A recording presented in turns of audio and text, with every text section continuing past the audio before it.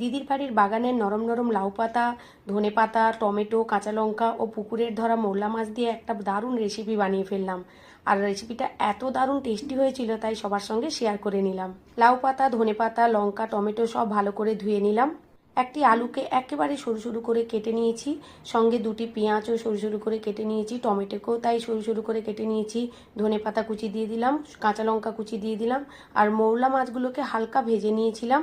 Half চামচ জিরে, half চামচ সর্ষে, একটি পেঁয়াজ দিয়ে বানানো একটি পেস্ট দিয়ে দিলাম, স্বাদ মতো নুন, হলুদ ও বেশ কিছুটা সর্ষের তেল দিয়ে ভালো করে মাখিয়ে নিলাম। পাতাগুলোর দুদিকের এই শিরাগুলোকে তুলে নিলে খাওয়ার সময় মুখে আর লাগবে না, খুব সুন্দর সেদ্ধও হয়ে যাবে আর কেটে কেটে খেতেও ভালো লাগবে। তো সমস্ত পেস্টগুলোকে এর মধ্যে দিয়ে দিলাম। এবার পাতাটিকে এইভাবে ভাঁজ করে নেব। সুতো দিয়ে বাঁধার কোনো দরকার নেই, এইভাবে চেপে কড়াইয়ের উল্টো দিকে চেপে দিয়ে দিলে আর বাঁধারও কোনো দরকার নেই, খুব সুন্দর সেদ্ধ হয়ে যাবে। এইভাবে উল্টো দিক করে পাতাগুলোকে দিয়ে দেবো আর ঢাকা দিয়ে